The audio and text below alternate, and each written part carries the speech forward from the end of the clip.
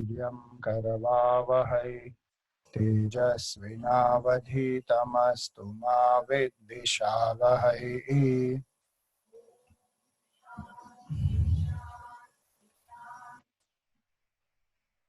समस्त जन कल्याणे निरतं करुणामयं नमामि चिन्मयं देवं सद्गुरुं ब्रह्म विद्वरम्। Everyone, salutations to all. So, 4 aspects we saw, which are Anubandha Chatushtaya. What are those? Adhikari, Vishaya, Prayojan and Sambandha. In that we are seeing Adhikari. Who is an Adhikari? A qualified student. So for a person to be a qualified student in Vedanta, that person must have Sadhan Chatushtaya. What are the Sadhan Chatushtaya? Vivek, Vairagya, Shatka Sampatti, Mumukshutva. 4. In that we saw Vivek. What is Vivek? Discrimination. Nitya, Anitya, Vastu, Viveka. Nityam Vastu Ekam Brahma, Tadanyat Sarvam Anityam. There is only one Brahman which is changeless. Everything else is changing. So the conviction born out of that Vivek is called Vairagya. Vairagya is not escapism. Vairagya is not running away from one's own duties. Vigata Raga is Vairagya. When the Raga is gone, that is called Vairagya. So when Raga is gone, it means Dvesha also is gone. So it is a state which is beyond Raga and Dvesha. It is not opposite of Raga. Many people think Vairagya is opposite of Raga. Opposite of Raga is Dvesha. Vairagya is beyond Raga and Dvesh. The person who has dropped the craving for sense pleasures here and hereafter, that is called Vairagya. So it comes when we think more and more, when we do proper Vivek. So then we had seen this last time, that when we contemplate more and more about the limitations of the worldly pleasure, then that is how this Vairagya rises. That they have a beginning and an end, they are riddled with pain, dissipate one's energy, leave a sense of craving, and they create attachment and a never-ending cycle of pleasure, memory, pleasure. This goes on and on and on. So now the definition of Vairagya, which we saw, is not only pleasures of this world, but even the heavenly pleasures. Because somebody may not want pleasures here, they want higher worlds. I said, no, Swami, we don't have any pleasure for heaven. We don't even believe in the existence of heaven actually. See, the point here is, it is not about pleasures of heaven. It means higher and subtler pleasure. That's all. In the earlier days, they actually had the clarity that there are these realms of consciousness and one goes there after you drop the body, depending on one's punya karma. And to go there, one actually does punya karma. Today, we may not aspire for heaven, but we aspire. No, I want to go to USA, I want to go to Europe, I want to go here, I want to go there, whatever. The desire for pleasure, that's all. So what does the culture say of ours? That these realms, they exist, just like the dream exists, like that this realm also exists. And the mind enjoys certain pleasures there, but when those punya karmas are over, kshine punye martya lokam vishanti. Again one comes back to the earth. So it is a temporary state. Again, the seeker who is wanting happiness does not consider heaven also as a state which is worth seeking. Because Vairagya is towards all that which gives temporary pleasure. So even heavenly pleasures are included in that. It's just the degree is more or less, that's all it is. I can drink a coffee made in my house, or I can drink coffee in a cafe coffee day, or I can drink coffee in a 5-star hotel. It's coffee only and it's temporary. It's just the degree is different maybe. So the idea is that the seeker who has thought through loses the craving for pleasures here and hereafter, both. Then that is called Tivra Vairagya, proper Vairagya. So the definition is this. Let us see. You have your course material with you? Okay, good. You should bring it because we will be using that course material to do the, to learn the shlokas and then the Sanskrit definitions. So open your course material lesson 3, page number 6, I think. In my book it is 6. You have 6, Vairagya definition. No, Vairagya is on page 4, but the Sanskrit definition is on top on 6, no? Iha Swarga Bhogeshu Ichha Rahityam. This is a very beautiful definition. This is from a book called Tattva Bodh. Iha means here. Swargeshu means in the heaven, hereafter. Bhogeshu, in the sense pleasures. Ichha Rahityam, absence of desire. So no craving is there in the mind. So it is not running away, it is not suppression, it is not escapism. No. Like how today we don't have any craving for toys of childhood. Does one have to fight? No, I feel very tempted, I want to play with a doll, but I have to control. Nothing, no desire only is there. If there is a desire to play with a doll, then there is a serious problem. There is no desire, so there is nothing to indulge, there is nothing to fight. It is not there, there is no craving, full stop. That state is called Vairagya. The thing is, we have Vairagya towards some objects. Seeker has Vairagya towards all objects. That is the only difference. So it's not that we don't have Vairagya, we also have. Two differences are, seeker has Vairagya towards all objects and seeker has consciously cultivated that Vairagya. Our Vairagya is not consciously cultivated. Our Vairagya has come as we have grown, just like that. Naturally, the toys of childhood have gone and some other toys have come. Only the toys have changed. But at least we have a glimpse, okay, that is the state which is called Vairagya because I don't have any craving for the toys of childhood. So that is how it has to be towards the whole world. Huge kingdoms, massive amount of wealth, power, position, nothing the seeker craves, nothing. That state is called Vairagya. Why? Because the mind wants only to realize that which is changeless, absolute Brahman. Then that is called Vairagya. We may say, no, but right now in this state of my existence, I cannot have that. I am a householder. I have to enjoy many things. That is up to us. This is the absolute definition. This is required for realizing of the truth. Because till Vairagya is not complete, or Tivra Vairagya doesn't come, the mind will keep running.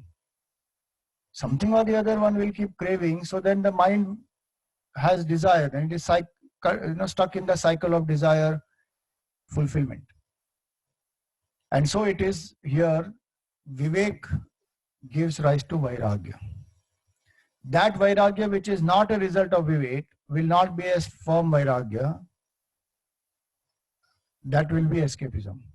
One of the ways to find out is this, that is my Vairagya born out of Vivek or not? 1. 2, if Vivek does not give rise to Vairagya, Vivek also is not proper. I have not done proper Vivek. See, when we see the potassium cyanide, we know it will lead to death. Automatically the thought in the mind is what? Don't take it.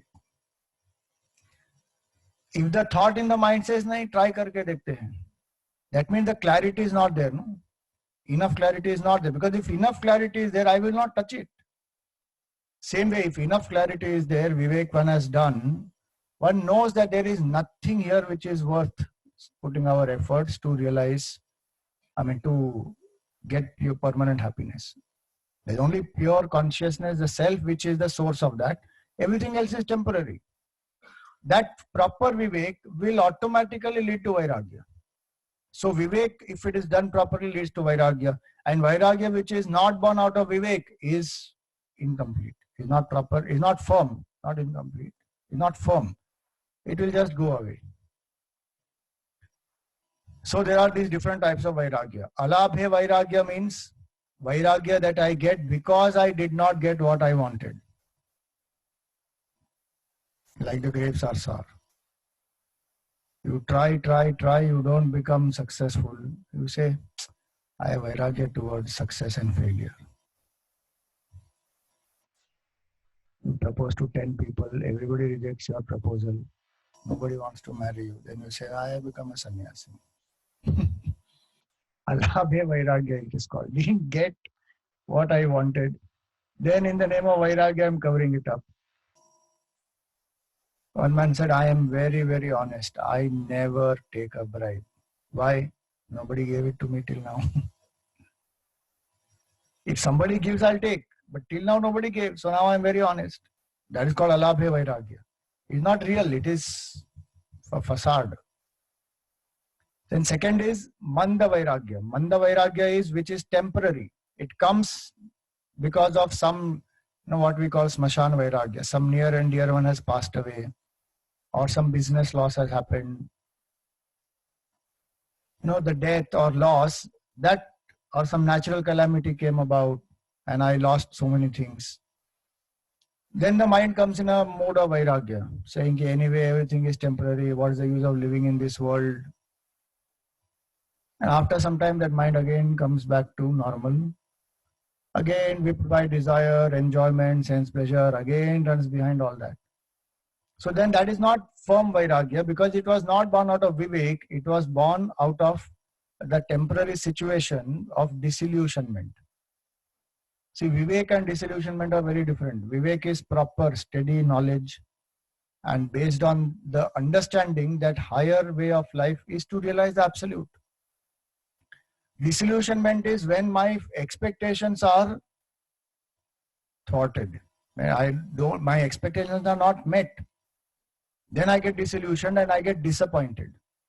Vivek is not a situation of disappointment. Vivek is actually a state of knowledge where one understands, what I am seeking is in the wrong direction. So then I start seeking in the right direction. That's all. So it's a very healthy state. The disillusionment is a state of disappointment. I don't feel good. I feel more pessimistic. Vivek is not pessimistic. Vairagya is not at all pessimistic. People think Vairagya is pessimism. Vairagya is not pessimism. Like if I don't have craving for childhood toys, is it pessimism? It is not. It's a very healthy state of mature living. I've seen through it. Having played with the toys, one has seen through it. So that Gurudev's example, where this youngster was asking Gurudev that, Swamiji, you are a journalist, you are very successful, you are the sub-editor of National Herald, and you are an English literature student. He's completed his master's in English literature. Such a successful person, why did you give up all this and become a sannyasi after all? So Gurudev looked at him and he was chewing gum. So Gurudev asked him, when will you chew this? When will you spit it out? And Gurudev, when he asked him that, so that young boy, he said, when there is no juice in it, I will spit it out. And Gurudev said, I chewed the world enough. There is no rasa in it. I spat it out. That is Vivek and Vairagya. Chewing the world enough means to understand properly what is the situation here. That nothing will give permanent happiness. Nothing. And if I am a seeker of that permanent happiness, then only turning within will help. For that, Vairagya is required. So spat out. So spat out the world, meaning not that he rejected the world and went somewhere else. The value that we have given here, attachment that is there here, that is gone. So that is called Vairagya. So this Manda Vairagya is based on temporary disillusionment. When I love something and I have lost it, or someone I love and that person is dead, then this comes, Manda. Sometimes it comes because one has attended some satsang. Otherwise, that also will not come. So somewhere some punya is there, some satsang is there, that's why this also comes. Then Madhyam Vairagya is dispassion along with desire for sense pleasures, but of the higher world. So dispassion towards pleasures of this world, but there is a desire for pleasure for higher world.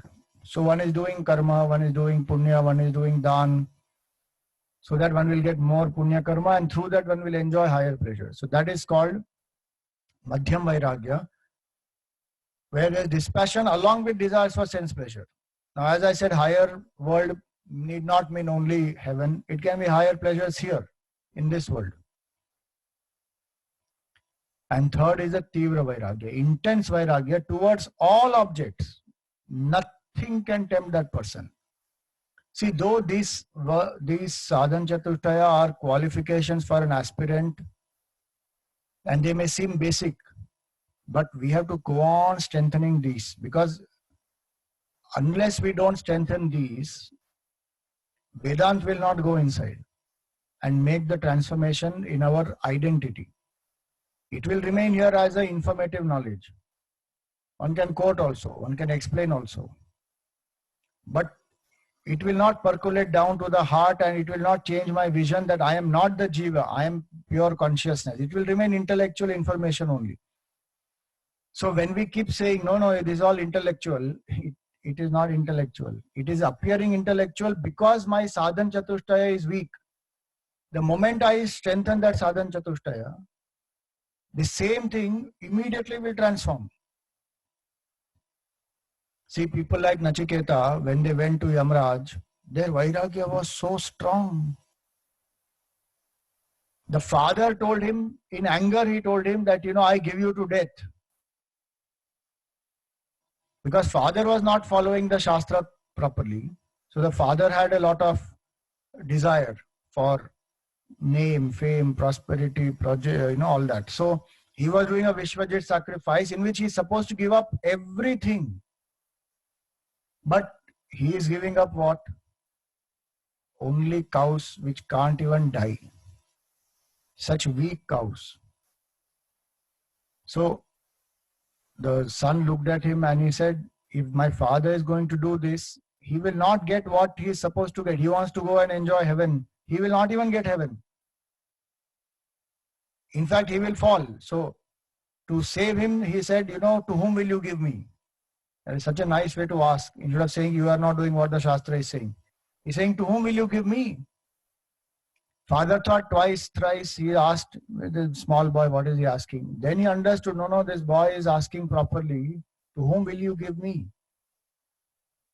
In that anger, that this small boy is pointing out that what I'm doing is not correct. His ego got hurt. He said, I give you to death. Now he's a rishi. Once he said it, Nachiketa became ready. He said, okay, father said, go give to death. So he went. Father is crying and saying, Arey, I told you in anger, I am sorry, don't go. He's saying, you said it once. And in that Kathopanishad, such a beautiful whole part it is. He tells his father that men are born like corn and they will wither away like corn. Why are you compromising? Act in the way in which our great ancestors have acted without compromise. Live with those values. And now that you have told that you give me to death, now stick to that and let me go. So he goes. And there he meets Yamraj. That whole story is there. When he is asked for third boon, where he is wanting Brahma Vidya, Yamraj is testing him. And he gives him all pleasures of the heaven, of the earth, long life, grandchildren, children, music, dance, wealth, everything he gives him of here and hereafter. Gurudev, when he used to describe this, he would say, of this, any one, if Yamraj gave us, we would say, okay, thank you very much, we'll take and come back. His Nachiketa was given everything of here and hereafter, entire earth, imagine. We see now many times. top 10 billionaires of the world, or people who have big bungalows, where do they stay, all that. And he got the entire world for himself. And what did he tell him? Yamraj, Tavaiva Vaha Tavanritya Gite. You keep your dance and music to you, give me only Brahma Gyan. That is the strength, that is called Tivra Vairagya, where nothing, neither here nor hereafter. And how is that born? Out of proper Vivek. See, it was not, we may think that he impulsively said anything. No. He gave proper logic in that. Shvobhavaha martasya yadanta kaita. Tomorrow things will not remain. Tomorrow means next moment. It will not remain. It's so temporary. So whatever you give me, even including however long life you give, ultimately I have to die one day. Martasya yadanta kaita. You are the end of all the mortal beings. And even while enjoying all this, what will happen to me? Sarvendriyanam jarayanti teja. All my senses will get depleted.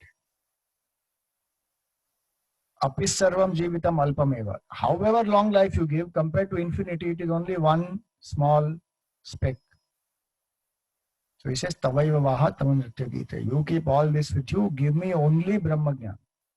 That Vairagya is called Tivra Vairagya. So we have to cultivate. So we have to introspect and find out what is our type of Vairagya, Manda Vairagya, Madhyam Vairagya, or Tivra Vairagya. Now how to cultivate Vairagya? Dosha Buddhi and Dukkha Buddhi. Continuously, the more I see the limitation and the pain, all the inflated value I have given to it will go away. See, books like Bhaja Govindam, when we are taught in childhood to chant and memorize, they are a great means of sadhana to get Vairagya. That's why if you can memorize Bhaja Govindam, if you say, no, 31 verses are too much to memorize, okay, choose a few, memorize some of those. Because then those ideas I can keep repeating in my mind. It's not just to chant mechanically. When you say, Mudha jahi dhanagama trishnam kuru sadbuddhim manasi vitrishnam yalla bhase nija karmo patam vittam tena vinodaya chittam. This one verse has so many points. How much fascination we have for the wealth. It will deflate all that. Towards pleasure, towards people, towards, name, fame, the pride of youth, pride of power. Ma kuru dhana jana yauvana garvam. So whenever all these verses we bring them to the mind, Vairagya will become stronger. So one is dosha buddhi, dukkha buddhi. Second is when pain comes, welcome it and learn from it. And reflect on that painful aspect of life. Siddhartha got Vairagya because he reflected. Otherwise, old age, disease and death we all see. But we don't reflect enough on it to sustain that Vivek, which will lead to then proper Vairagya. Because one is scared, the challenge is one is scared of leaving this realm of existence. That's the problem. Because that's the attachment. What will happen to my family? What will happen to my people? What will happen to my work? And natural concern is there. There's no doubt. But that's why Shraddha comes in. As we go along, we will see that each one has come with their karma. They will deal with it. Till I don't realize the absolute self, my supreme duty is to realize the absolute self. Family, etc. is a means to purify the mind to realize the self. Family cannot be the goal of my life.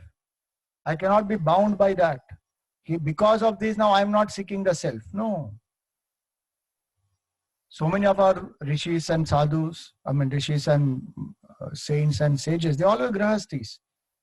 But at the time when it comes that Vairagya has to come, Vairagya is there in their mind. If required, they even leave and go. Yajnavalkya Rishi had 2 wives, Katyayani and Maitreyi. And he lived with them. And he had, good wealth, cattle, all that he had. But when he said, now time is up, enough I've lived here, Now I need to realize the self and I need to go exclusively for that. See, the worldly life is to purify the mind, to help me to turn within. When I have done that, drop and leave. Great kings have left. Leaving the whole kingdom only, they have gone. So that one must remember, that is only a means. Family life is a means. I cannot be fully settled. That's why it is said, Brahmacharya, Grahastha, then Vanaprastha and Sannyas.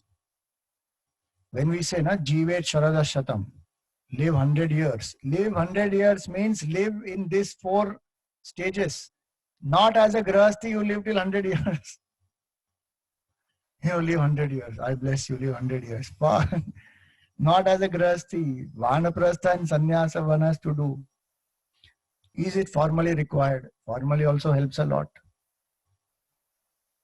If that is not possible, then internally. But one should do that. So this reflection is an important aspect. That while living in the world, you see the next point comes there. The 4th point here is dharmate virati. Tulsidas ji says that. Yogate jnana. With dharma comes vairagya. If I follow my duties in my daily life dedicated to the Lord, vairagya will happen 100%. But if I'm doing my duty only towards my people as my people, then attachment will increase. No, Swamiji, myness is there or not? Practically it will be there. Yes, it is there practically. This is my child, my husband, my family, my house. But through devotion and dedicating it to the Lord, that will reduce. Because the bhav is I am serving Bhagavan through all of this. If that bhav comes again and again, that's why vairagya cannot come without bhakti and jnana. Jnana, bhakti, vairagya. These are 3 which are interlinked. So one should not say that, I'm a householder, so after I finish household stage of life, then we will see. No need to postpone. Mind itself, when we dedicate the work, it will become dispassionate. How do we realize that while living in the daily life, in the family? My need for recognition and self-importance reduces. Because I'm not doing it for that. I'm doing it to serve the Lord. And between me and the Lord, people recognize, very good. If they don't recognize, absolutely good. No problem. Swamiji, I put so much of effort. I made such a nice new dish for people to eat. Nobody praised also. All that craving will go away. I did it for the joy of doing it, dedicated to the Lord. Over. If somebody praised, excellent. If did nobody praise, say very, very good, because my ego will not boost. There are practical ways how to apply in daily life and get vairagya. Unnecessary, otherwise we'll get disappointed. First of all, you put so much of effort. And if they didn't appreciate, now you are only disappointed. For what? No, but they should have some. I am also human. No? I also need love. How can we live without love? That comes from Bhagavan. The source of love is the Lord. The inspiration came to me in my heart that I should do something new. And for whom? For the Lord who is in the form of my family. Over. No, at least then Bhagavan should praise. The joy in your heart is the praise of the Lord. Simple. Sattva guna is the anand is the praise of Bhagavan only. Otherwise how it will come? So if I understand this, dharmate virati, as I do my duties, vairagya will come. Do some tapasya also to get out of comfort zone, because our biggest problem is enslavement to comfort. So in our culture, we have tapasya to be done by everybody. Tapasya is not somebody who is only, renouncing everything, sitting in the forest quietly. No, tapas can be done by every single person. That in the Gita, what Bhagavan says, yajna, dana, tapa, karma, na tyajyam. Yajna, dana and tapa should never be abandoned. Even a sannyasi has to do yajna, dana and tapa.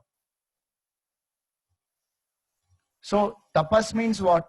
Suppose I say ki I will not talk for 1 hour a day. That is tapas. I will get up early in the morning. If I was getting up at 8 o'clock, now I'll get up at 6 o'clock. That is tapas. Gurudev's definition of tapas is very beautiful. Any attempt to come out of your comfort zone is tapas, and to evolve higher is called tapas. If you are coming here, it is tapas. Studying Vedanta course, reflecting, thinking, that is one form of jnana tapas. Like that, we have to do tapas at different levels, at the body level, at the speech level, at the mind level. In 17th chapter of the Gita, you will find Bhagavan has given elaborately, so you can go through that. So tapas leads to destruction of Vishaya Vasana. That leads to Vairagya. Then performance of duty selflessly, that leads to destruction of Kama Vasana. So again, that leads to Vairagya. Dosha Buddhi, Dukkha Buddhi will increase Viveka. That leads to Vairagya. Pain. When I learn more and more from any pain that comes to my life, I develop Vairagya. And most important is detachment from the body. Because the root of our attachment is this notion that I am this body. So think about it. What is this body made up of? Only 5 elements and 7 dhatus. And these 5 elements or 7 dhatus are packaged very nicely by the Lord. So they look presentable. If you remove the packaging little bit, no, what will happen? Terrible little bit. One of the ways Gurudev used to tell is to have Vairagya, mentally skin people out. And mentally, don't do actually. Mentally, suppose you see something very tempting.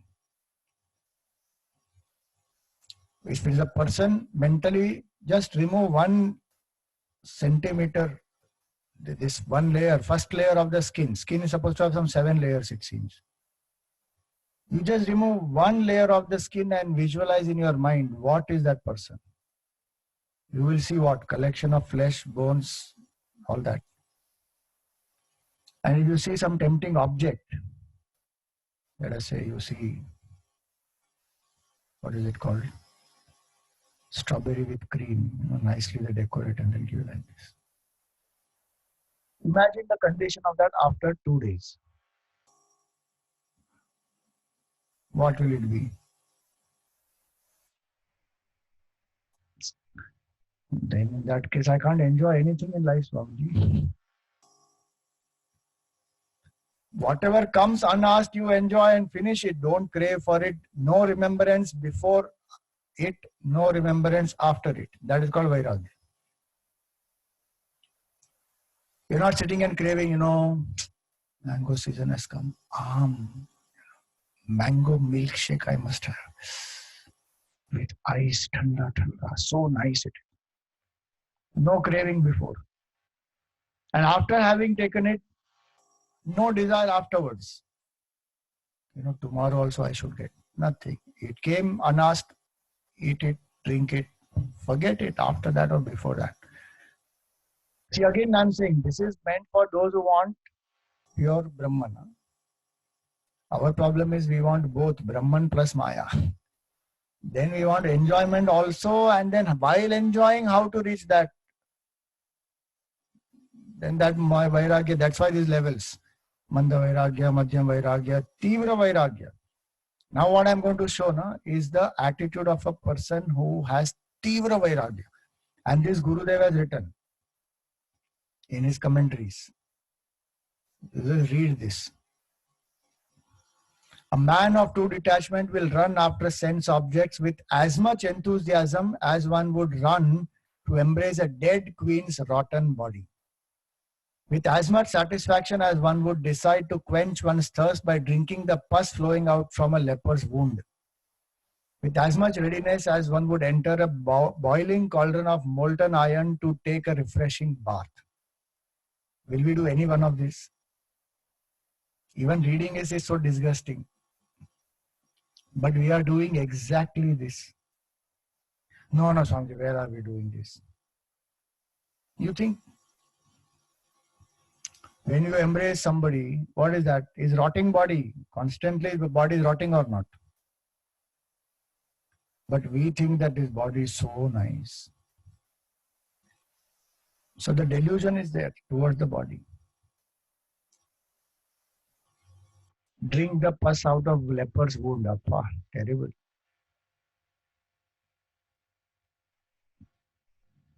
But the wine that we drink is what? Older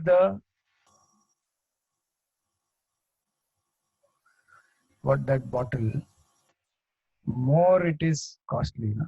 This is 1850 edition. Matlab, grapes which have got rotten from that time, from that the wine was made, and then, so when they say 1850 edition, I don't know how it is. It is actually made in 1850, or from 1850 it is rotting, and then in between sometime it was made. What does it mean? Anybody knows? No idea. It is made in 1850. From then that wine is on.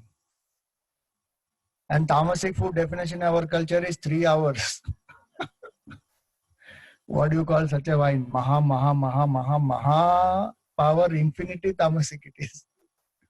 1850 wala wine I am drinking in 2010, 2020. Baapre. That's what, the older it is, the more expensive it is. And then boiling cauldron of molten iron. Baapre. There's so many places one goes. Steam sauna, we take or not? Sit happily there. I'm giving just examples like this. I'm literally comparing examples, but there are so many other examples in our life. The idea is that Tivra Mumukshu has this attitude towards sense pleasure. If there is disgust in the mind, one will not even run behind it. Does anybody run behind, is there any craving in our mind for crow shit? Anybody likes it? Nobody likes it. That's the example in the Shastra. Kaka Vishta it is called, crow shit. That the seeker who has Tivra Vairagya will not run behind sense pleasures. As one ignores the crow shit or a cow dung, in that way one just ignores it. Okay, it exists. On the road, if you are walking, cow dung is fallen there. What do? You just move away and keep walking. That's all. No, one doesn't run towards it, collect it, or it's so nice it is. Nothing. Just move. Same way, there are sense pleasures, temptations all around. Keep moving. That's all. Ignore it. If I have Tivra Vairagya, that is what I will do. So this is called Vairagya. Vivek and Vairagya. Now the third is a set of 6. Shama, Dhamma, Uparama, Titiksha, Shraddha and Samadhan. So Shama. What is Shama? Shama is Mano Nigraha, mind control. That is the definition only given here on page 6. So Shama is defined as Mano Nigraha. So what is this mind? Mind is a continuous flow of thoughts. Mano Nigraha means to prevent the mind from its mad rush towards the object because of past attachments and habits. That extrovertedness of the mind, which I can stop so that the mind doesn't crave for sense pleasure, that is called Mano Nigraha. Now, how do I do that? By proper knowledge as well as willpower. It is not suppression. See, each of these are connected. Vivek is there, Vairagya comes, Vairagya is there, then mind control also I can do.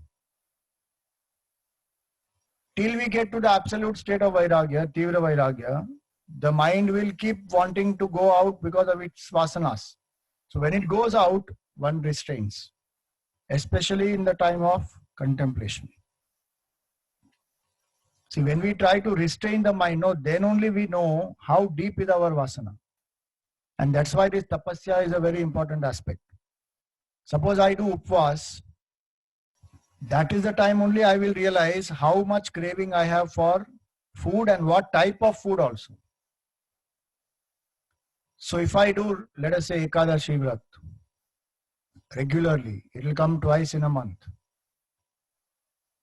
And if I do only with water, then that day I know As I keep doing that upvas, then the mind starts bringing out, I want to eat this, I want to eat that. And suppose you do upvas continuously, like Navratri, 9 days upvas. Now 9 days upvas when we do, and we don't eat particular type of food, or there are some people who will not eat only, or they will eat only some fruit.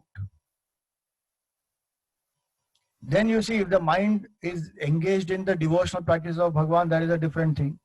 But if the mind has those vasanas, it will bring out the craving. Eat this food, eat fried food, eat chaat, eat some masala, whatever. Then only one knows. So tapasya when we do, then the cravings come out. And that is the time when we have to know how to restrain. So mentally to restrain the mind from getting extroverted, that is called shama. That is mind control. And this happens through both understanding as well as willpower. How do I cultivate it?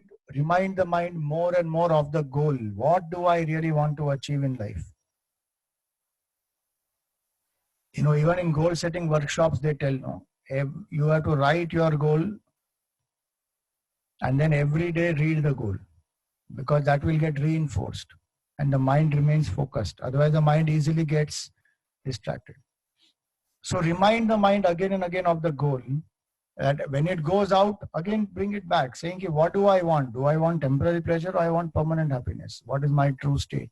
That is my true state, which is within. So why are you running outside? Quieten down.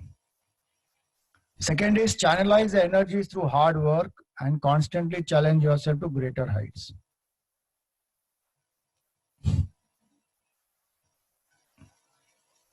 Whose phone is it?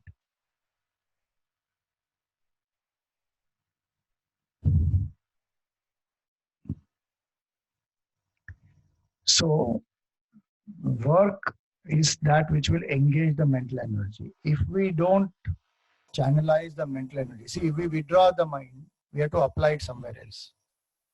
If we don't withdraw the mind, then anyway it is extroverted. And if we withdraw and we don't channelize, it will again go back there. Suppose I tell you, don't think of a white bear. White bear is very nice to look at, but you don't think of it. Polar bear is beautiful. Don't think of it. What will happen? The only way you cannot think about it is if you think something else. If you don't think something else and you keep saying, don't think of white bear, don't think of white bear, then what comes in the mind? White bear only will come. So if we say, no, don't enjoy, don't enjoy, don't enjoy, then that only will come in the mind. So how do I withdraw? Engage in something higher, automatically the lower will drop. So channelize the energies. And sometimes when the mind gets very wild, some of these anchors will help. Mantra or breathing, visualization. Use those anchors to control the mental thoughts from brooding. See, shama essentially means we stop brooding over sense pleasures in the mind. Because if you remember in the Gita 2nd chapter, Bhagavan gives the 8 steps of fall. That 8 steps of fall begin with brooding. Dhyayato vishayan pumsa sangasteshu upajayate.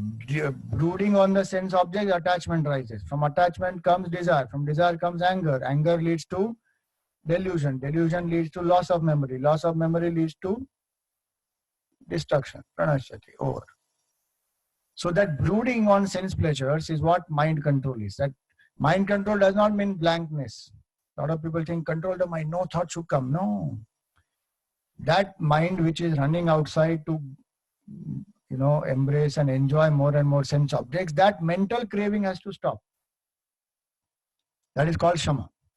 For that, japa can be used, anchor of the breath can be used, work can be used. All these are different methods. Then comes dhamma. If the mind is controlled, then senses can be controlled. So willful control of the senses. So see on the page 7. Chakshuradi, bahya, indriya nigraha. So the control of the sense organs, chakshuradi, eyes, ears, nose, tongue, skin. These are called sense organs. Seeing, hearing, tasting, smelling, touching are the sense faculties. So the control of these, literally the control of these. So not to see what is harmful, not to hear, not to taste, not to touch, to withdraw the mind even from the physical contact of the senses with the sense objects, that is called Dhamma. Shama is mental control, Dhamma is sense control. Both these are important. So the mind ruminates on sense objects, that is called brooding. If that brooding is difficult to control, at least physically I should be able to control it. Suppose I feel like talking.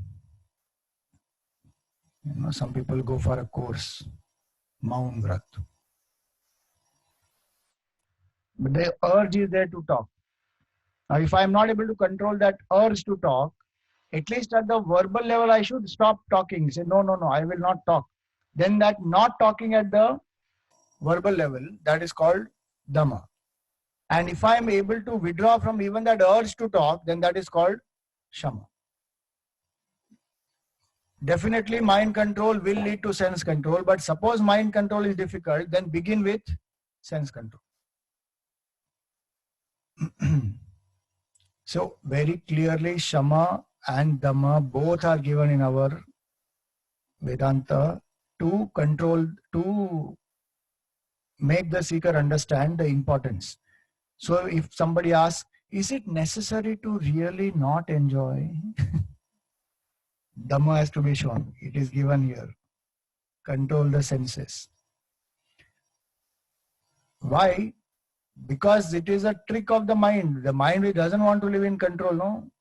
And the senses we don't want to live in control. They trick us to say that, Swamiji, going away from all this, not enjoying it is easy. Staying amidst all of these and still not being attached, that is what I am practicing. Wonderful. How many people have realized like that? Very few people. Those who are living like that also, rishis and all of them, you may say, no, they all had wives and they all had children and all, but they lived in sense control. Tremendous amount of control. At one point in time when Vairagya became strong, they left even all that and went away. So one should not give just as a justification. Shama and Dhamma both are applicable. Don't say, no, I practice Shama, so Dhamma is not required. No. So the example I already gave you. Here the example in the course materials of a horror movie. A child is watching a horror movie. If mentally the child is not disturbed, that is Shama. But if the child is disturbed at the mind level, but physically one stops watching it, that is called Dhamma. So Dhamma has to be backed by Shama, Viveka and Vairagya, otherwise it will lead to suppression. So if I don't do this with understanding, and I just deny to myself some sense enjoyment, saying no TV, no this, no that, without a higher understanding, then automatically that is what leads to suppression. But if I do it with proper understanding that my goal is something else, now IPL season is going on. At the same time, exam also is going on. Now the temptation is there, but when I tell myself, no, the goal is to study properly, then I can move away from that. The mind may still want it, but I move away from it. After some time, the mind doesn't even want it. So then that is called Shama. So Shama and Dhamma both are very important. How do I cultivate Shama? Dhamma. Dhamma is sense control. First and foremost is to deny to the senses what is harmful. If this first step only we do, that brings a lot of self-control.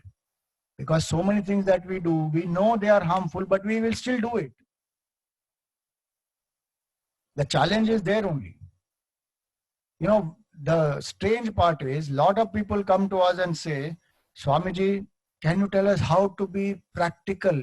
Spirituality is okay. Tell me practical. What else is spirituality except practicality? How is it different? every single thing which is given here, we can apply. The thing is, when we are applying it, then our attachments come in the way. So then we stop applying it. And then protecting those attachments, if I want transformation, that cannot happen. So deny to the senses what is harmful. So if I know that sugar is harmful to me, just deny it, saying no white sugar, full stop. No, this gajar kalwa is so nice, Ramaji, please eat. But it is harmful. Why to eat it? Find healthier substitutes, eat that. No, but like that, so you become sadhu only. Very good. That's what we want to become. Find better alternatives, no? Organic food is there. Eat that organic jaggery or whatever. I'm just giving that one example. So many things which are harmful one does or not. Not sleeping on time, not eating proper food, taking things which are harmful in terms of food also, in terms of alcohol, in terms of non-vegetarian, so many things. One can put a whole list. And all in the name of, many times what happens, the philosophy is what? Work hard, party harder. Already you are exhausted. No, I want to unwind. You come home by 11 o'clock. I'm just giving one example. You come home only by 11 o'clock. You are exhausted. You have to go in the morning, 9 o'clock, you have to go for work. Just go and rest. No, but then there is nothing to enjoy in life, So I will go 11:30, go for a party. Party hard till 3 o'clock in the night. Drink, dance, do whatever, become unconscious, fall down somewhere. Or even if I don't fall down somewhere, I somehow manage to come to my home and then sleep by 4 o'clock. And then again get up at 8 o'clock and go for work. What have I done? The body needs proper rest, proper food, proper sleep. Nothing. No, but like that, so I won't enjoy anything. I will miss out everything in life. That's why that vivek is important, first quality. That what do I want to achieve in life? So what is harmful, I should just know how to deny. That requires proper understanding, and more than anything, it requires a love for my goal. What do I really want to achieve? If I really love that, I will prepare my body for that and my mind for that. So deny what is harmful. Take up vrata, upvas, mauna. I should ask myself, what is that tapas that I'm doing? Some niyam one should take up. Either one says, I will do Ekadashi Vrat, or I will do Sankashti, or I will do Maun Vrat once in a week. Some tapasya to literally control the senses, not only mentally, literally control.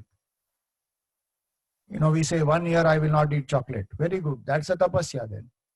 And then the thought of chocolate also I should eliminate. Then Dhamma also is done and Shama also is done. And if I actually do proper vivek at that time, that chocolate leads to so much of harm, then by the end of 1 year, I will get vairagya from chocolate. Then that tapasya is successful. But by the end of 1 year, if I'm counting, 10 days more to go, 9 days more to go, and I'm already planning that when it gets over, then how I am going to indulge. Then Shama, Dhamma, Vivek, Vairagya, nothing will happen. Only that much time I got some benefit. And one may say, 1 year I lived without chocolate, So difficult for me, but I still did it. Okay, then that is only leading to ego boosting. A seeker's purpose is something else. So, vrata has to be taken up. Not delaying gratification. If I want to enjoy also, enjoy it with control, not with impulsiveness. If the mind says, now I should go and eat something, get up and go. No. Tell the mind, I'm finishing this work. After I finish this, I will go. Simplest example for that is tea and coffee. The mind wants tea and coffee just like that. Body may not even need it, but the mind says, "Bahut time ho gaya na, ek chai ho jaye, chalo, tea."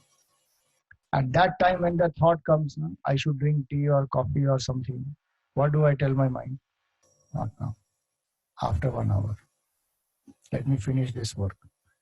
So what happens typically at such times, that desire will, after 1 hour, you won't even remember it. It had that impulsive moment at that time. If that moment passes, then one forgets it. So delaying gratification. You know, Scott Peck, he wrote this book called The Road Less Traveled. In that book, he has given this beautifully described, delaying gratification. Moderation is another thing that Bhagavan says in the Gita. Even what I must enjoy in moderation. You see, one powerful point about moderation is not only to restrict the sense enjoyments from extremes, it is also to enhance the capacity of my senses to enjoy for longer duration. So even if I want, from material standpoint, moderation will help. Because each of our senses, they reach a saturation point. After that, one will not value that thing. So if I enjoy in moderation, that saturation point will come much later. Otherwise, it will come very fast. So moderation. Other thing which I can do is sensitize my senses. Increase the powers. Hearing power, observation power, speaking power. Increase the power of these senses. Use them for heightening the powers. Like Vivekananda ji, if he used to read a book, he had such a powerful pictographic memory that he will read a book only once. And he will know exactly what is written on which page. He can tell you also. Open this page, on this page you will find it. Because the power of observation and concentration is so much, that whole thing becomes an image in his mind. So each of the senses we can heighten. Definitely cultivate sattvic enjoyments. Because everybody needs to unwind. For unwinding is when we land up in rajasic and tamasic enjoyments, and that's what binds us. Sattvic enjoyments, sattvic music is there, nature is there, hobbies are there, some learning can be done, many things can be done. And definitely avoid tempting situations. Dhamma happens then. Not required to actually go amidst all the tempting situations and then test my Dhamma. No. A seeker will avoid only tempting situations.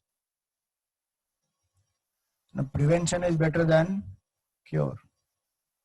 So why go into some situations which are creating a desire in the mind, and then I have to struggle to fight that desire and then to control that desire as well as control the senses. So much of energy wasted. So these are all methods how to cultivate. So Shama and Dhamma. Then comes Uparama, withdrawal of the mind. So if sense control is there, mind control is there, then the ability to withdraw the mind from external worlds will be there. So how is that defined? It is on page 8. So see, this withdrawal of Shama and Dhamma, withdrawal of the mind in Uparama is effortless. Because of Shama and Dhamma, the mind is able to withdraw. This capacity is required when I sit for contemplation. When I close the eyes, ears, nose, tongue, skin, all these, if I have Shama and Dhamma, then I won't open the eyes. Because some people, when they don't have enough Dhamma, they can't be like that. You know, they sit quietly 5 minutes. Beyond that, they can't sit. They feel, giddy and all that. They immediately they open their eyes. Or at body level, they can't control. So they'll keep moving. Or mentally, mind keeps wandering. So if Shama and Dhamma are there, one will sit peacefully, no restlessness at the body level, and the mind also has withdrawn from everything outside. That state is called Uparama. Neither temptation inside nor extrovertedness or wandering. So now what is the definition you see? Bahya analambanam vrittehe Esha uparatihi uttama. This is bahya, external, analambanam, no dependence of any things outside, nor any thoughts, vrittehe. This is called uparati, uttama. This is supreme or the best uparati. Esha uparati uttama. So rati means sense enjoyment. You know who is Rati? The wife of Kamdev. Uparati means withdrawal from that. So the ability of the mind not to engage in the senses mentally as well as physically, and the ability to quieten this mind, that ability is called Uparama. How do I cultivate this? Very important. Bring the mind where the hands are, first and foremost, so that the wandering of the mind stops and learns to focus in the now. And for that, what should I do? Do one thing at a time. One thing at a time, very, very important. Is multitasking, you know. So many people in today's world, we do multitasking. But multitasking is a big myth. There's nothing called multitasking. Some of you may have done this exercise. You can do again also. So you need a stopwatch for this exercise. Either you have your watch in the hand or your clock. Take out your phone, take out the stopwatch. And we have to do one exercise, simple exercise, to know that how this multitasking is a big myth.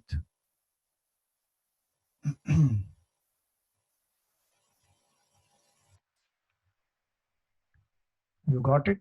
You have a watch is ready? Okay, so after I give you the instructions, when you start the exercise, you put the timer on, and then when you finish the exercise, put it off and note down how much time you took to do it. So the exercise is very simple. You have to write a sentence. Don't write now, just listen. The sentence you have to write is multitasking is the greatest myth. Okay? Multitasking is the greatest myth. And below that you have to write numbers 1, 2, 3, 4 till 27. Okay, the exercise is simple. When you start writing the sentence, no, you start the timer, and when you complete the numbers, when you finish 27, you stop the timer. Start.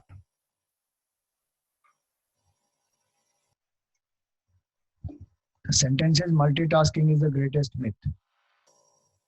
And then numbers 1 to 27, separated by commas.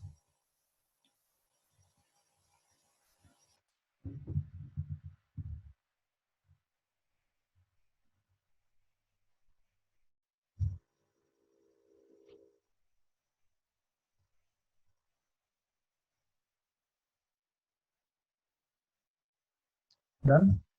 How much time? 34 seconds. Anybody else?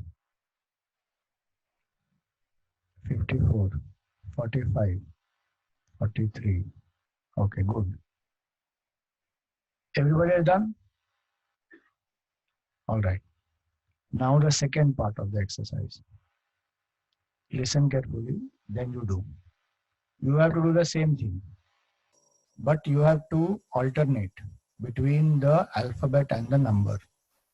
So M1, U2, L3, T4. Okay. Same sentence, same numbers. Only you have to write it alternatively. Start. Same sentence you have to write. Multitasking is the greatest myth, and same numbers 1 to 27. But earlier you wrote all of them, all the alphabets together, all numbers together. Now you shift between alphabet and number. One alphabet, one number. So M, then you write 1. U, then you write 2. That way. Start.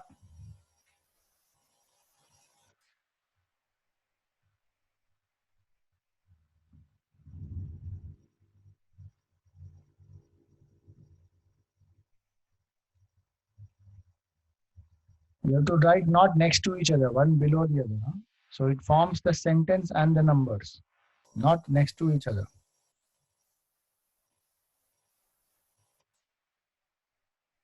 You should not write M1 next to it. M on the first line, 1 below. U on the first line, 2 below. So you will still form the same sentence and same numbers.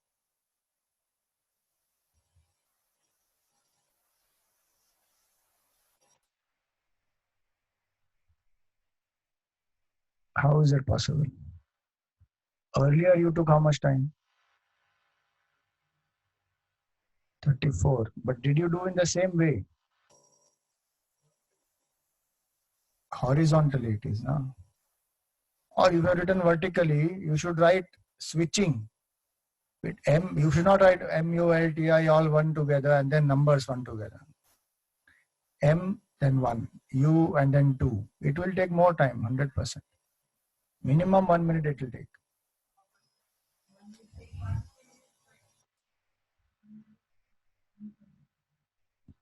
See?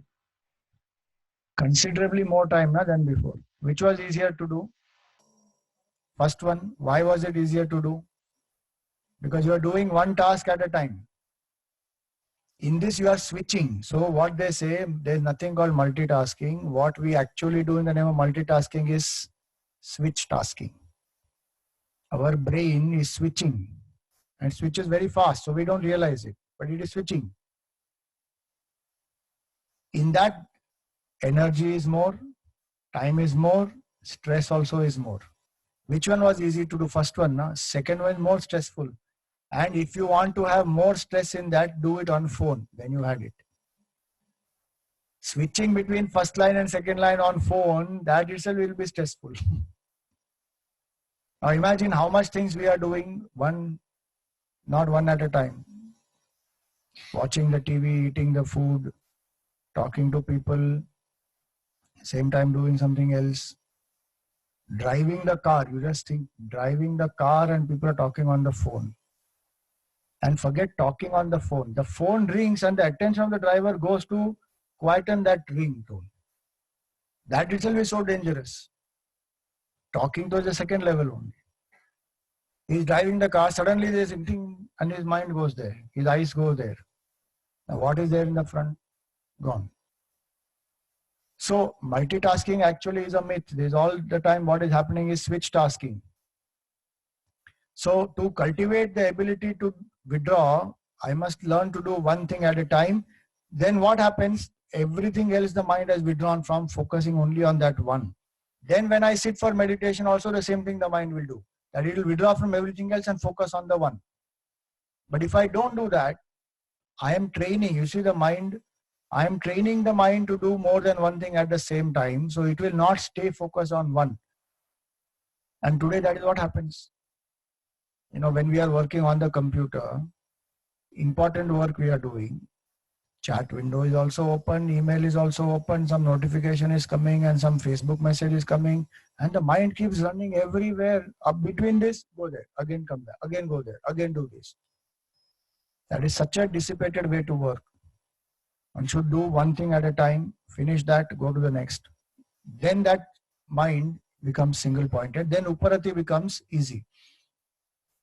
So practice withdrawal every day for a few minutes, sit quietly, just training the senses. In the beginning, even meditation we don't need to do. You can practice this for 1 week till the next class. Only sit quietly for 5 minutes with eyes closed. What to do at that time? Nothing, only sit. At least train the senses not to move, the body not to move. Only 5 minutes, 10 minutes. Every day if I sit, slowly I'm training the body, the senses, then the withdrawal becomes easy. See, this is one video about multitasking.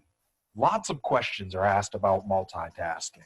For example, does multitasking kill my productivity? Is multitasking good for me? Am I a good multitasker, or should I just quit doing it? And of course, the one that's probably asked most often, does it actually work? I see multitasking articles posted every single day claiming to be able to teach you how to be a better multitasker. They often talk about multitasking benefits that are supposed to increase your productivity while ignoring every multitasking study that claims otherwise. And that's why I'm here. Today, I'm going to answer some of the most commonly asked questions about multitasking, as well as give you some tips on how to stop doing it. So first, here are the answers to the most commonly asked questions about multitasking. Question 1, does multitasking actually work? Not exactly. Studies have shown that you can't truly multitask, but your brain is capable of switching from one task to another at an extremely fast rate.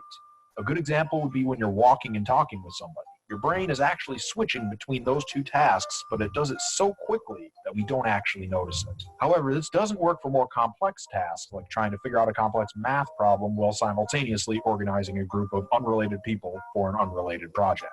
Question 2, does multitasking kill my productivity? Absolutely and unequivocally yes. And there are tons of studies from Stanford University, MIT, and many other places besides to back this up. The amount it kills your productivity does vary from study to study, but it does slow you down to some degree regardless. However, it may actually be a little bit worse than most of us think, which leads us to the next question. Is multitasking good for me? No. No, it is not. In fact, a study from the University of London actually found that multitasking can lower your IQ by as many as 15 points. And since the average IQ scores tend to range between 90 and 110 points, that 15-point hit is a pretty big deal in my book. And finally, should I quit multitasking? Ideally, yes, because in addition to the lower IQ I just mentioned, researchers from the United Kingdom have found that multitasking increases your body's production of the stress hormone cortisol and can lead to increased heart rates and blood pressure, which could cause you some serious health problems down the road. However, while all this information is great to know, it doesn't actually help us fix the problem. How can we stop or at least limit our time spent multitasking in a world that seems to demand it from us every day? I've tried many things, but there were 3 tricks that really stood out above the rest. The first is the most obvious. Eliminate the potential for distraction as much as you possibly can. Turn off your cell phone, close your office door if you have one, and for the love of God, clean up your office space. When I first tried this in college, I was actually amazed at how big a difference cleaning up my desk made. I had a desk at work that I shared with a few coworkers, and there was always some new piece of sports memorabilia or stat sheet lying around. I'd still do work there, but my productivity paled in comparison to what I got done when I went to the library, which had a much cleaner workspace. The second trick is one that I've covered before, and it's called time blocking. Time blocking is when you set certain times to complete certain tasks during the day. But for this to work best, you need to make sure you have your time blocks set before the day begins. However, this technique, in my experience, is simple to understand, but not always simple to implement. When I first tried it, I struggled to stick to my blocks. And the thing that helped me most was to adopt the mindset that until I finished whatever task I was supposed to be doing at the time, everything else should be seen as a distraction and avoided like the plague. When I had this mindset, I found myself not only sticking to my blocks more consistently, but actually finishing the tasks well before the block was over. The third trick is to practice mindfulness. Meditation is a great way to start doing this, and science is finding numerous benefits to meditating regularly, even if it is just for 10 to 20 minutes a day. Some of the benefits are increased gray matter in your brain, which can improve your memory as well as your self-control. It can also decrease stress and even improve your ability to focus. I'll leave a link in the description below that lists more of the benefits of meditation, because honestly, there's just far too many of them to list in this video. So what questions do you have about multitasking? Have you ever tried any of the tips that I mentioned, or are there some others that you've tried that have worked for you? Let me know about them in the comments section below, and if you enjoyed this video, be sure to like, share, and subscribe for more videos like this. I upload every single Friday. So until next time, guys, remember, don't let anything stop you from taking your life to the next level. Get out there and crush it. Right. Simple video, but powerful. That how multitasking is a myth and we keep doing only switch tasking. So Shama, Dama, and Uparama. My ability, so my Shama and Dama is tested by my Uparama. You see the way in which this is arranged, no, is very nice. Vivek will lead to Vairagya. Shama and Dama will lead to Uparama. Fourth is Titiksha. When I sit quietly, withdrawing the mind, there will be lot of pinpricks of life, pairs of opposites, heat and cold, pleasure and pain, success and failure, they keep coming. So the ability of the mind to handle these without getting disturbed or preoccupied with them, that is called titiksha. Just bear it. Sometimes it happens, AC is very cold. Deal with it. What should one do? Mentally, you just say, okay, it is cold, fine. Let me focus on what I'm doing here. Over. It's a question of mental shift. Last Sunday meditation session, we had an absolutely fantastic opportunity to practice titiksha. Because mosquitoes were galore. Happily they are feasting on us. And what do you keep doing? One can't say that array mosquitoes are too many. One can't use a racket and play badminton. They are there now. So what does one do? Just focus the mind more and more on Bhagwan. If required in that emergency situation, move the leg here and there so that for little time mosquito will go out, again it will come back and bite you. What else can you do? But if one says, no, I just can't meditate in this condition, I'm just going to get up, then titiksha is not there. If one says, okay, I am sitting here, now I have to meditate. You have a choice to get up and go. I don't have a choice. I have to lead the meditation. So one has to say, okay, meditate. Chalo, Bhagwan has sent mosquito. Develop titiksha. So like that, one just deals with it. One does not, get disturbed, and otherwise small things, Some people say this heat, is not even started. It's still summer has properly not even started. It's only 29, 30 degree, whatever. It's too hot. And some people to say, bahar Gujarati, they bahar nikle to khabar pade, ghar ma to kain khabar nat padti. When we go out only we realize how hot it is. Sitting in the house, we don't realize anything. Happily one goes on. Weather is one constant means of getting disturbed. After this heat, what will come? Monsoon will come. Arey, pani bharai jai, but we can't move out. It's raining, the house is flooded with water, outside there is water. Then will come winter. Again, there is also a problem. Continuously one goes on cribbing and complaining. Titiksha means just deal with it. It is hot, it is hot. It is cold, it is cold. What next? How to deal with it? That's all. Move on with that. This is external. Then there are internal challenges which come. Mind will wander, disinterest will be there. Sometimes one is not wanting to do it. To push the mind in spite of all that and still do meditation. And that is called titiksha. No, but I'm not feeling like doing it. Still push the mind and do it. Then that is titiksha.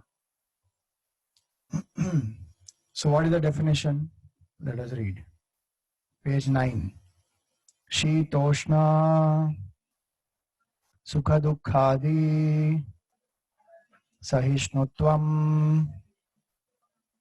So Shita and Ushna, cold and heat. Sukha Dukkha, pleasure and pain. So cold and heat is external, pleasure and pain is mental. So both the challenges that come externally as well as internally, the ability to just endure them. Suppose a thought of, let us say, I am sitting to contemplate, and then that a memory comes of some hurt. Now, if I brood on it, then no titiksha is there. If I feel painful because of that and then I stop meditating, again no titiksha is there. What is titiksha? The hurt came, I saw, it went. I just let it be. I focus back on my meditation. That is called titiksha. Whether it's disinterest or hurt or some temptation, suddenly you smell pakoda. You are meditating and pakoda smell comes now. What is titiksha? Not even to think next thought about it. Just focus back on the mantra japa. And that is titiksha. So externally and internally, not to allow the situation to disturb my contemplation, that is called titiksha. So mind is not overpowered with any of these pairs of opposites. And to cheerfully accommodate all the vicissitudes of life, ignore any obstacle that might come, is titiksha. Gurudev used to say tiny pinpricks of life, the ability to bear the tiny pinpricks of life is titiksha. Because small things otherwise dissipate a lot of our energy. Just little things. You can practice this not only in meditation, at other times also. Earlier, remote used to be only one, TV used to be only one. Now, whoever has that remote, that man will control. And they want to sit and watch news. Now, what do? When an interesting serial is coming, that time only they want to watch news. So then you bear titiksha, okay, now the remote is not in my hand, you deal with it. So like that, there are so many situations. Somebody came and told me something. If I have titiksha, I'll just bear it. Why? Because I don't want to get obsessed with what that person is thinking about me. That person said something. If required, I will use it critically. If that something is said, I will improve. Otherwise, I let it go. The thought will not come in my mind, why did this person say like this to me? I have been so good to this person. Still this person is saying like this to me. I don't want to, then that mind has got disturbed. Titiksha, one who has, the world loses the power to control us when we have titiksha. When we don't have titiksha, every single happening or every single person can easily control us. And some people, once they know, then to irritate only they will do it. So we give more power to them because of that. This video I will share a link with you on the Telegram group because time is less. How do I develop titiksha? Count the blessings first and foremost. The mind should not get disturbed. When the mind counts the blessings more and more, then it will not complain. One of the aspects of titiksha is the people who don't have titiksha are constant complainers. They go on complaining. Complaining can go when I count my blessings, understand what is adversity and what is an opportunity. What I consider as an adversity can actually turn out to be an opportunity. That's in the attitude. Again, remember the goal. This will keep coming throughout. Again and again, I have to remember my goal, that what am I here for? Cultivate willpower and the capacity to bear. If it is hot, it is hot. As much as one can bear it, bear it. So increase that capacity to bear.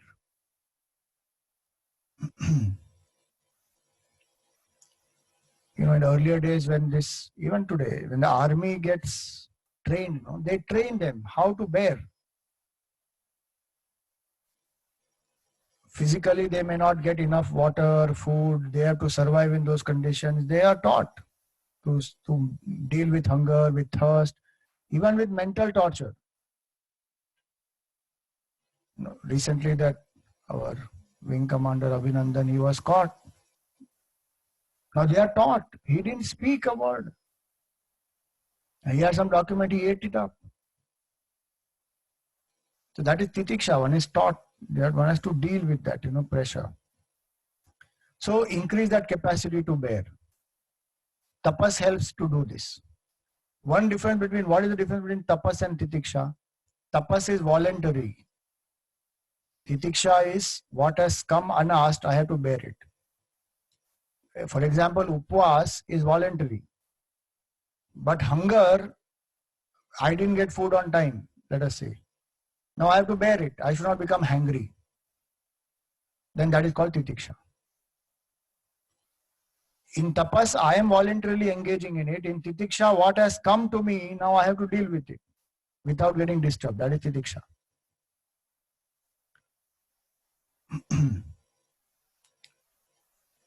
Four beautiful words. Even this will pass.